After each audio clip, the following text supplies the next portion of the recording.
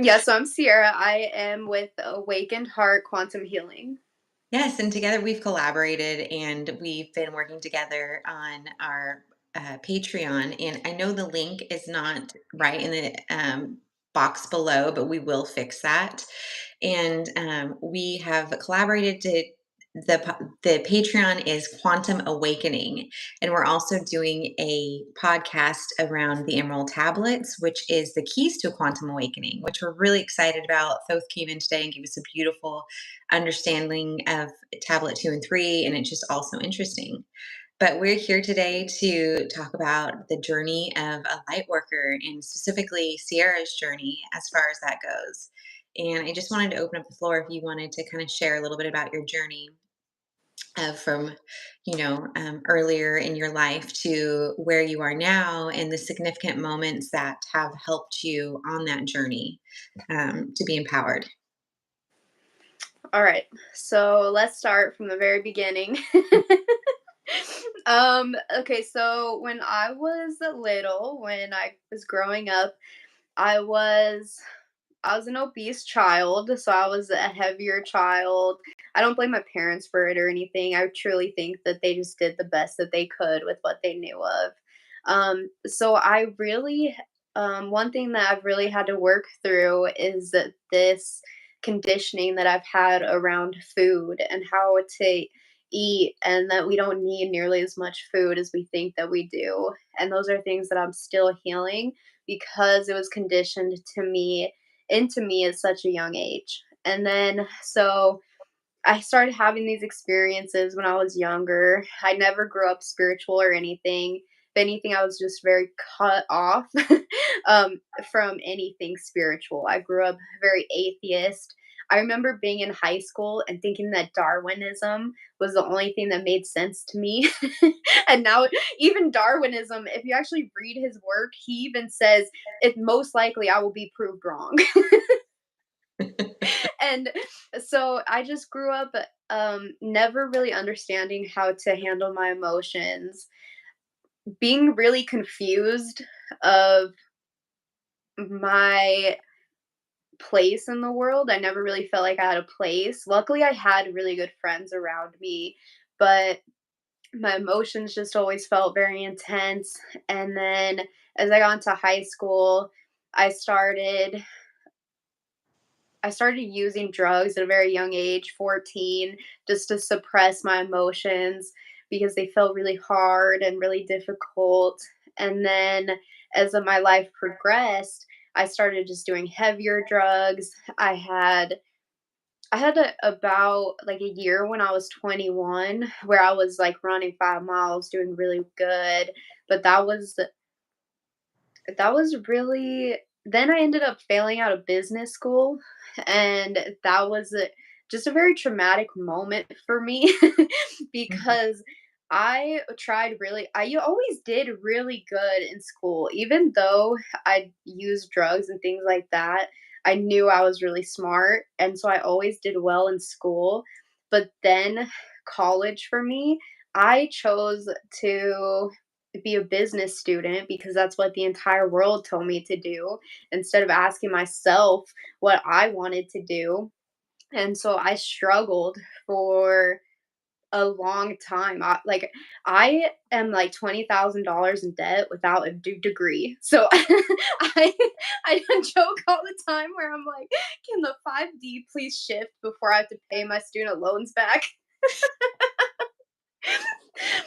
But yeah, so that was really tough for me. So I retook accounting. I had to retake economics. I had to retake business calculus because my brain wasn't functioning that way. And my entire life, it's so interesting to look back now how our beliefs affect us because I Mhm. always had that belief that I was bad at math. And it's almost like I wish I could go back and be a business student because I know that I could do it so easily now. But so I kind of like went down this whirlwind where everything just felt really hard. I dropped out of business school. I started doing heroin and really heavy drugs. I got into fentanyl, even harder drugs, and I was actually an opiate addict for. 8 years. And then I had this incredible opportunity to move to New York. I just started meditating because I wanted to get sober. And it was actually I was started doing like breath work and meditation to get through the withdrawal. And on day 4 of sobriety, it's like the universe just gave me this beautiful gift where I laid on the ground laughing. And I just knew there was so much more to this life than we had ever been told. And from that moment on, I've just been catapulted through mystical experiences, through learning how to develop and use all my spiritual abilities. And I also started having these experiences where I had just had my spiritual awakening, and I started just like swapping sessions with different practitioners. And practitioners that were already doing this, they were telling me, like, Sierra, there's just something about you. There's just some kind of energy that you hold, and you're just so knowledgeable already. And that was when I really started putting the pieces together of how I'm here. I feel like I'm here to be like a teacher for teachers. And that's why my consciousness has expanded so quickly. I love that. And I think the beautiful story and the beautiful understanding is so often the 3D, like the world has the construct of what we've been taught is to judge people about drugs. We think drugs are the main problem. Like, oh, that person does drugs, like they're a druggie. And not taught, like, no, the main problem is lack of boundaries, lack of self worth, all of these different things that are rooted. The drugs are just the symptoms of those choices, right? To be able to numb or whatever we're using it as a coping mechanism. Oh yeah, absolutely. And so I think if we would just be taught at a younger age how to use or how to work through our emotions and how to feel our emotions, then I don't think drugs would have the place in our society that they do now. Hmm. Hmm. Now, if you now doing all the inner work that you've done, what did you really have to work on the most as far as the root cause of why you did the drugs? I know you talk about eating. Is it been self-worth or like what's been helpful for you in recognizing those patterns and what have you applied to your life to help you free yourself from that and be more empowered? It was all belief work. And this is why over and over and over again, I talk about Joe Dispenza because he just lays it out in a way that anybody can understand it. So when we get stuck in these addictions, it is because we've gotten stuck in this thought loop or in this cycle, and we don't understand consciously how to break it. So we had to learn how to step back and be the observer and start looking at the beliefs that we're having around our addictions so that we can begin to break from them. And we can learn how to having we can learn how to replace those thoughts with ones that benefit us and thoughts that correlate with the life that we want to create. Now, did you ever have your conversation with your dad and said, like, this is how you made me feel as a kid? Or because I know you brought that up in previously about you feeling lack of self worth, or did you just change your belief system about those experiences as a kid, and that conversation was no longer needed? Like, tell me how you process that because I think it'll help people a little bit. Yeah, so me and my dad are best friends now. And I think it's because we did have a conversation, and we had a conversation where I was like, um, "Dad, you hurt me a lot when I was younger," and it was actually him just saying like, he was like, "Sierra, you have to understand that you were so emotional that." If I would just speak to you, you would break down and start crying. And so I went back to those moments and I looked at my own behavior and I thought of what it was like from his perspective, and he was right. Like if he I got to the point where I just like didn't know how to handle my emotions, especially as a teenager. since I had no idea how to handle them at a younger age. When your emotional body really starts to progress when you're a teenager, it was just so overwhelming. And I just already had this perceived idea in my head that he was gonna like say something mean to me or something, that I would actually, I don't know what happened to Carrie. I know it's let's see.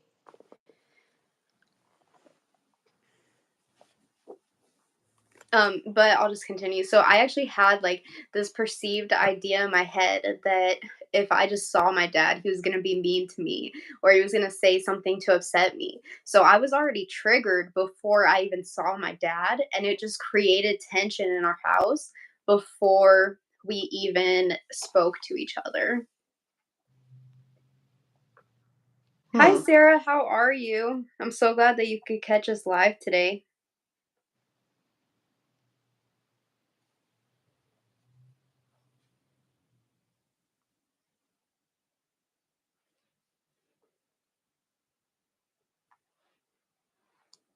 Carrie, are you able to come back in?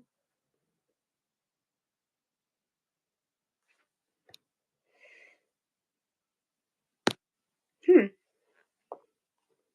Well, for anybody watching, I'm not sure what happened to Carrie, but for anybody watching, we just made an incredible video of our podcast for the Emerald Tablets of Thoth, and we're so excited to share it with you guys. And so go ahead, the Patreon link is down below. So go ahead, that will be up tomorrow. And so we went over tablet 2 and 3, and then we actually channeled Thoth, and Thoth gave us incredible information on how to actually use these tablets in our own life. So go ahead and read that book with us and take your own spiritual journey. You can also join our Patreon if you want to work with me and Carrie one on one. The people that are starting to work with us are already having beautiful transformations. So make sure you go look into that. It wouldn't be a journey with me if there wasn't technical difficulties. I was like, don't worry, I got this. You got this. I just last time it happened to me, and I was like, I don't know what you guys want me to talk about. No, my son called, and you're only allowed to do YouTube lives on your phones, which is kind of silly. You can't use your computers. So my son called, it froze the whole system, and so I apologize, guys, for that. But it's always a journey with me in my fun technical stuff. But yes, we had a great the discussion today about the emerald tablets was like, oh, I just want to eat it up. It was so amazing. That, and we had an amazing discussion on free will, and I think a lot of people are confused about how free will could even exist on Earth with the conditioning that we've had. And so you have to watch to see what he says. I almost gave it away, and then I was like, Yeah. I was like down there, my hand was like burning. I'm like taking notes and not realizing it's recorded, and then you just go listen to it later. right? Oh, well, back to your journey. And I just think it's so important that we share. Our stories are so powerful, and they do say a lot in the channelings that we do, like how we connect and how we tell our stories is so telling where we are on our journey. And do we tell them from a very objective place, in a very like observant and grateful place, or do we tell them from a place where we are still playing a role, whether it be an active role as a victim, the villain, any of those things? Like, how are we telling our stories? And I think as practitioners, we do the beyond quantum healing and other modalities, that we're only as great of a practitioner as we are on our healing journey. And that's why it's always important for any healer that you go to, or if you are a healer, to dive deep into the healing journey, because you're just going to be that much more of an asset for the people who are coming to you to hold that space for them. And I do believe, especially looking at the emerald tablets, that our journey is just about our strife and about our struggle as much as it is about us climbing up from the struggle and following in that guiding light.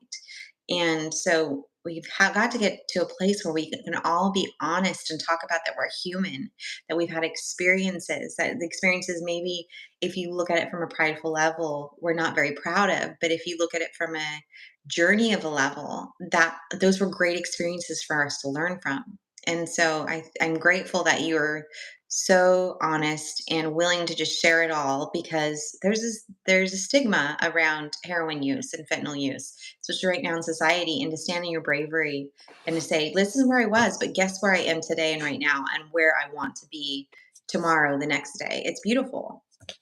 Oh, thank you so much. And that's why I'm so open and honest about it, is because I know there's people that need to hear it.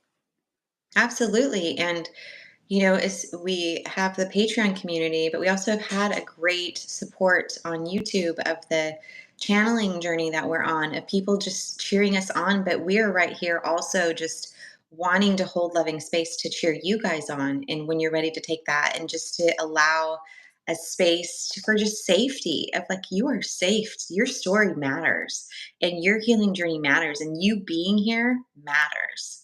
And, you know, we're all here for a different experience. And so it makes it easy. There's no more judgment. Hey, guess what? In our community, judgment's out the window. If there's any judgment here, it's one you're bringing. So check your compass. Yeah, and we go through and we do all of this healing, and then light workers come to this point where they feel like they're here for a greater purpose, and they're here to help, and they even polarize themselves to one end of the spectrum of shifting to the 5D, and all of that is beautiful. Don't get me wrong, I'm so excited the light workers are waking up and working through these things, but there's levels to healing. So for me personally, every time I broke through another layer of healing, I would see my addiction from a different perspective. I would gain more wisdom from my addiction. And it's interesting as you begin to heal it because, like, one of the things that you asked was like, what are the hardest things that I've had to heal? It was definitely worthiness, just seeing the role that I was here to play. And if I pictured like me, the version of myself that is here to like really help and be in service to others, was really like the biggest wall in between that was worthiness, and just feeling worthy, especially after I had such a long addiction and such a long fight. And I had some experiences that really took me into the depths of the darkness. And how can I transmute that and let go of it to really embody worthiness and step into that power to lead others and use myself as an example and a role model. Love that. And thank you for being so honest about that. And I think, were there any points like, so beyond quantum healing, for anyone that doesn't know, it's a regression. It's debatable on hypnosis, but for me, I use the term hypnosis. It's comfortable for me. Of just you stepping back and you have questions that you of things that you want to explore, and it's this beautiful journey that's put together by your team where you're just channeling the information and you're kind of the observer of the information that's being channeled through. But they sometimes take you to past lives. Sometimes it's only this life. Like they're like, nope, we need to really explore this life. But when you have explored things with the other practitioners, was there like a profound session for you that was like that turning key aha moment? Yeah, so I started having experiences when I started meditating just to get off methadone, to get completely sober. I started having different experiences, and it's very lonely when you start having a spiritual awakening and these things start happening to you, and you don't have any other friends that have had this kind of a spiritual awakening. Like, I have a boyfriend that is incredibly supportive and loving, but he is not spiritual at all. So it feels very lonely. Um, so I started having these experiences where like the Octurians were coming from me to me, different beings were coming to me. I started having like these crazy memories of helping to build civilization and guiding other civilizations through the universe, like just such a big memories where I was like, what is happening to me? Like, I was like, am I making this up? Like, there's no way I could be making all of this up. I know I have a big imagination, but so the first quantum healing session I ever did, I just did it with a practitioner in Brooklyn. She was just an intern, a QHHT intern. And that quantum healing session was so powerful because it's all the information that you already know because the information is inside of you. Sometimes you just need to hear it said out loud so that you can fully trust it and honor it. So I will just never forget that quantum healing session because they were like, "Yes, Sierra, this is who you are.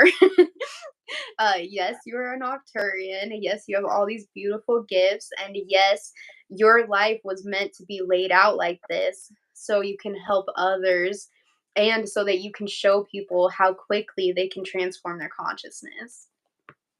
Absolutely. And I love the fact it's like Google Maps, right? Like when you're too zoomed in the street in the house, like you have this very limited perspective of the experience. But it's like somehow you're stepped back in the mind that your higher self or whatever the teams that come through, like totally take this step back and they're like, here's the whole perspective. And we're going to detach some of the emotion and the feeling that you have about it, like to make it you to see it very logically. And you'll go like, wow, they're really smart of how they apply this information, and then you later on learn, well, that was just me. That was my information, but I'm not that smart in the normal day, but it's just beautiful how they orchestrate the whole experience. Yeah, Um, and that just like that realization just gets bigger and bigger and bigger.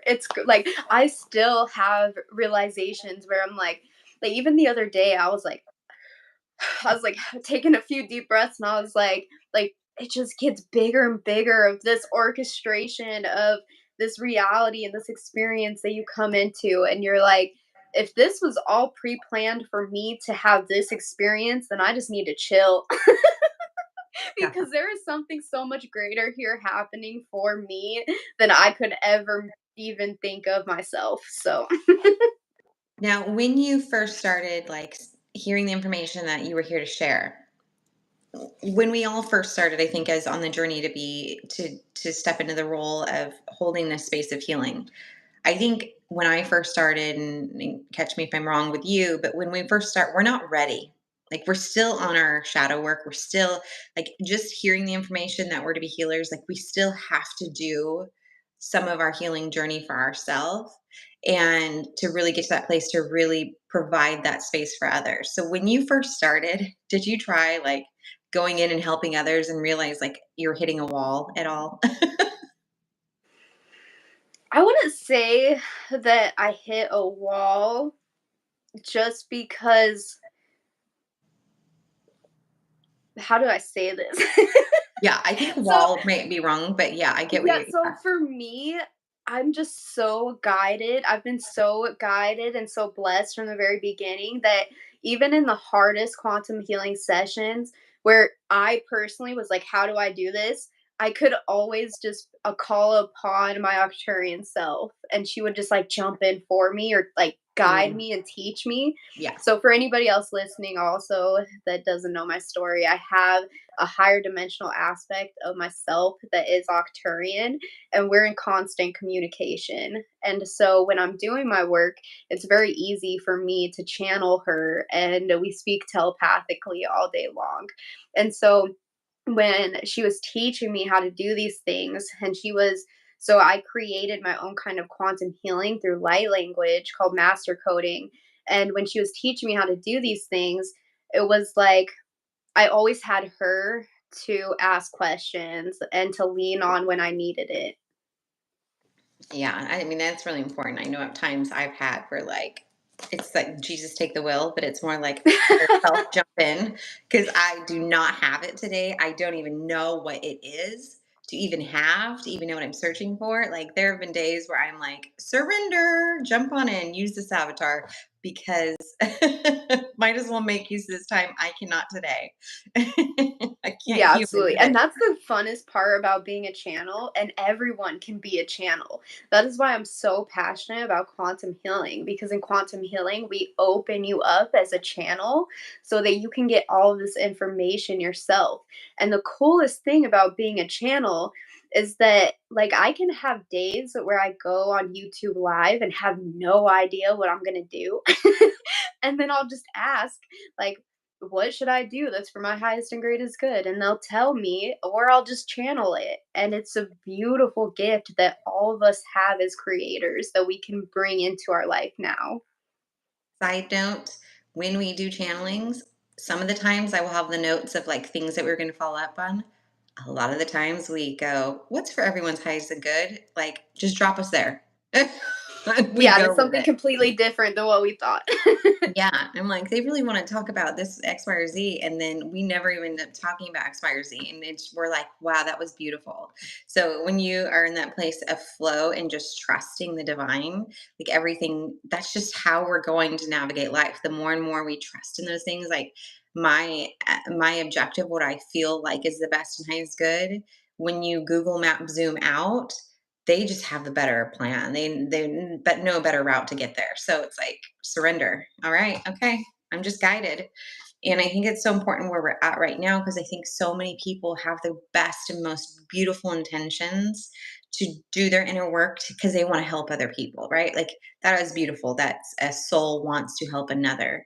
But it's also important for you and us and anyone who has that desire to check with self first and do everything that you can to really help self and to really love yourself, to really understand that that is the most important key to the vibration of it all. And then when you do that, we'll talk about this later in the emerald tablets, but the law of one just will naturally resonate the Yeah, more and more you grow absolutely. to that And capacity. yeah, absolutely. And oh, so that's what I was gonna say. So I wouldn't say that I ever had like blocks around healing. It was more I started to learn and attract people to my life that helped me become the healer that I was meant to be. So a lot of us, like, we first start our spiritual business and we don't understand like why it's not growing or why you're not getting clients already and things like that. But it's because there's still a lot of healing that you have to do. And the minute that you do your healing, and I would say the minute that you can come into your aligned power, um, and just understand what you're meant here to do, and you can do it through authenticity, that is when you just become a magnet to the people that you're meant to lead and be a role model for. Absolutely, and your story matters. Your experiences matter. You're here for a reason, and we're all individually here with a different thumbprint because we are meant for something that is different, and we have a soul expression that is different than the other. And so there's something you are bringing towards this big tapestry of life that is important about the grand scheme. But that's where our inner work really just the best way to get to that place is to start with self. I mean, that the rest will naturally fall into place. And I think the Patreon is just a beautiful community. That, like I said, the YouTube community has been beautiful in the supportiveness and just some days when even I've woke up and I'm like, I don't know if I'm on the right path, and then you have someone saying, that really was profound. And it's like, okay, ding, ding, ding, ding. Like, okay, yeah, yeah, yeah. Thank you very much for just seeing me in this world, how I'm showing up in this world, because I see you. And I think it's so important, our stories. But as you're going through where you are now, Sierra, is there anything that is a deeper layer that you're working through that is coming up for you with these energies and everything that you now just see yourself of how much you're applying the information and the knowledge? Yeah, and I guess this kind of is part of the last question too. Something that I have absolutely loved that has actually been an unexpected gift from this universe is my YouTube channel. And I'm not even saying like I'm saying in two ways. So yes, I just started my YouTube channel. I started posting like channelings that I was doing just to get myself out there and attract clients to me and things like that. But now it's been this beautiful, it has my entire spiritual journey recorded. And it's been an incredible way to go back to even 5 months ago. You can go listen to one of my old channelings of and see like where my level of consciousness was at to where it is now. And I got this vision one time where Jesus told me that it was like, your parents of when you're a little kid and they're like taking pictures of you and trying to like not miss any moment. I got this picture one time in a quantum healing session of like Jesus and my guides like using my YouTube channel to like take pictures and like be excited for me on like this part of my journey. So I wonder if YouTube is a part of the Akashic. In a way, I think it is like I think it's just the 3D version of it. Hmm.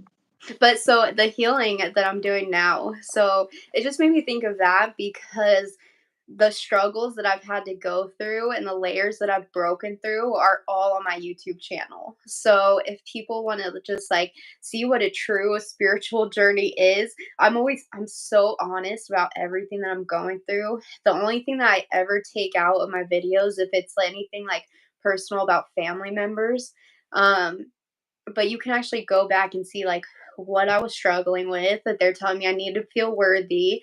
They're telling me to trust myself. And I think that those are the biggest things that we come up against in a spiritual awakening. And so for now, since there's always new beliefs to work through, the beliefs that I've really been looking at are my beliefs around food.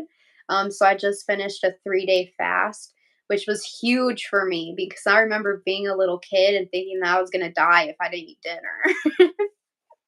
And so, one of the things for me to really apply the emerald tablets to my life, they said that at the end of emerald tablets, he talks about how you have to be aligned in power, love, and wisdom. And they were like, you have the love and you have the wisdom, you just need the power. And so that 3-day fast was really me like breaking down all my conditioning and my beliefs so I could step into my power. I mean, she was a rock star through this all. I just want you guys to know she was doing YouTube lives. I was like, let me know. We need a safe word if you're going to pass out. Like, I don't even think we had a safe word, but like, we should have. Well, that's a funny thing too, like, it wasn't even that bad. I would say day 3, I did kind of go through a cycle of, like, screaming, crying, and laughing, but it was fine, like, it felt really good to get that emotion out of me, and now it's just so interesting because, like, since that moment, I do feel completely aligned in my power. Like, I really set the intention before that fast to merge myself with my own power, and I really feel the integration. I love that. And just so anyone wants to know what the texts were like with her, I'd be like, how are you doing? I just screamed to this music. How are you doing now? I just cried. How are you doing now? I was laughing. How are you doing now? I think my neighbors think I'm crazy. That was like the text chain that was going on. I mean, but it was just like, I'm here for you. Okay. It's all good. Like every emotion, everything that you're doing is beautiful. And I'm just really, I think it's wonderful that you did that and just, yeah, looking at a different layer of the scratching that surface of the new layer of onion for around those beliefs. Like, it's about the journey, not the destination. So it's just about where are you at on your journey, applying the information. The emerald tablets are really making me be very conscious of every moment in my day, especially around the chapters we're reading, because I have to really focus, especially raising my daughter, of what I'm, applying and not applying to my life. So I actually really love that and going through this. And I'm excited about if hearing everyone else's journey of what they're doing. But I just thought that your story is beautiful, your journey is beautiful, and it's not over yet. So this is just another page in there, and this isn't the grand finale, And so I'm just grateful as a friend and as a fellow practitioner that I get to be a part of this chapter of your journey with you. And yeah, is there anything else you want to share? Any like wisdom or anything you want to share with people just before we kind of close out? Yeah, so I guess like three things that very important come to mind is that um don't be afraid to face your emotions. So when I first went through my spiritual awakening and I would just meditate and cry my eyes out because I had pushed down my emotions. Like I was using drugs from 14 years old to 28, and all of that was just pushed down emotion. And so I would meditate, just give myself an hour to cry it out every morning and then go on my day. And so when you start meditating, it's going to unlock all these emotions that you've been pushing down for a very long time. Just don't be afraid to feel them, because once we honor them and we feel them and release them, that's when life becomes so magical, because you can start tuning yourself to the things that you want to create and manifest in your life. And you realize that you never had anything to fear to begin with, because your emotions are beautiful and they're really not that bad when you start to feel them. You can cry your eyes out for 30 minutes if it's something bad or like a memory or something, and then you can work on turning it into wisdom, and then you can use that wisdom to help and lead others. And then I would say the other thing is this world is so much more magical than we have ever been taught. And so I always think of a good example of this. If you want, just ask this universe to show you that magic is real. So, what I did at the beginning of my spiritual journey that was so small, but I will never forget it, is, and I don't know if you've ever done this before. I got the idea from Joe Dispenza, actually, like most of my ideas. We're gonna have to Um, pay a lot of royalties to Joe Dispenza one day once he figures out you've name dropped so many times. He's gonna be like, "All right, lady, pay up." It's all good. I will always give people, like, even if I have my own meditations, my own modalities, um, I will always give people what worked for me and the tools that worked for Yeah. me. And for me, it was Joe Dispenza. He was so important to me working through the beliefs of my addiction. I would do his walking meditations to see myself sober and empowered and on the other side of those addictions. And I would use his meditations to like teach myself how to create emotions within my own body, because that's all alchemy is learning alchemy, emotional alchemy. It's just learning how to create happiness and joy within yourself first, so then you can attract that on in your outer world. Oh, so what I did. So, at the beginning of my spiritual journey, I just asked I asked the universe to show me how magical this world really is. And so I thought of an object and I was like, I want to see a stegosaurus. So I tried to think of something that's completely random. I was in the middle of New York City. I live in Brooklyn, but I was working in Manhattan um, at this time at Lenox Hill Hospital. And so I was sitting there and I was like, show me a stegosaurus, like the dinosaur. And I would, on my breaks, I would walk through Central Park, and I think it was like 2 or 3 days later, and I saw a toy Stegosaurus just sitting on a rock, and I was like, "No way!" I And that was the manifested that. yeah, that was the moment where I was like, "There's something going on here." You can see how powerful I am. I manifested a dinosaur. Like, It was just the coolest thing because it was like, of all places, it was in Central Park, and it was just like this cute little toy dinosaur. I should have taken a picture of it. that's so funny. I mean, you did, right? Like, my girlfriend was telling me the other day when she was sitting in traffic, she's like, "Why does there have to be traffic?" And she's like, "Wait, I made the traffic." Like, and then she's like, "Why did I want the experience of being in traffic?" Like her question changed, and it's true. It's like once you start to see the higher perspective of everything, it's like, oh yeah, that you made that stegosaurus happen. You just realized You just made the connections that it was you all along. Yeah, absolutely. And then once you play with little things like that, then that's when you can start like playing with manifesting money. But manifestation is also so much bigger than that because we're manifesting our entire reality. Yeah, I mean, listen, I am all okay with saying, like, I haven't tried to manifest my future spouse, but I'm okay with saying that I want my future spouse to be to take care of me so that I can be a kept woman and still follow my dreams and goals and everything. Like, I am owning that. He can provide all these great spiritual things, partnership, we bring to each other's life, but he can also, like, I can be a kept woman too. Like, I would want that for myself. And if it's the law of one, I'm doing it for myself. Oh, I love that. Yeah. No, but on a serious note, I'm getting like where I'm consciously every day being like the universe always has this like divine plan. Like the universe wants to surprise me for my highest and greatest good at all times. Like almost like anticipating that something great's around the corner always. Like, oh, what's around this corner? And then sometimes I go there and there's nothing, but I'm like, okay, it must be the next corner. Yeah, absolutely.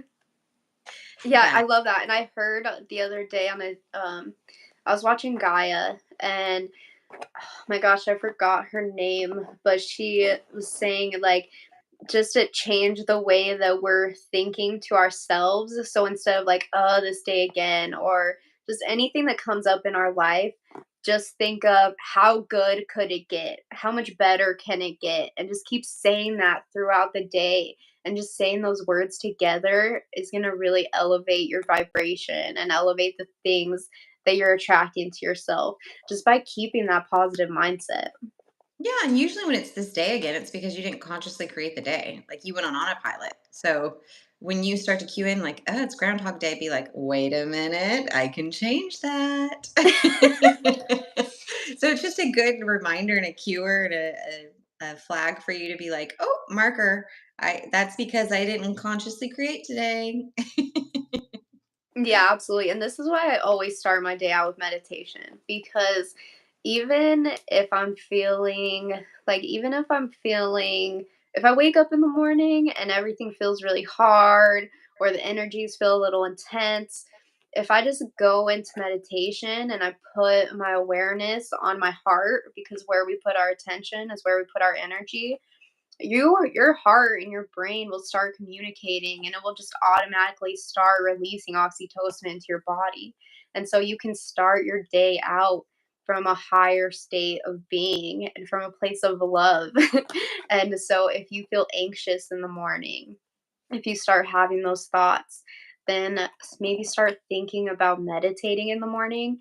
And you can even do guided meditations that are short that just help you feel that positive emotion before you start your day. Love that. Well, thank you so much for being open, vulnerable, and sharing your story. Thank you for everyone who's supporting the journey, and we're here to support you guys. And yeah, go check out the link to Patreon.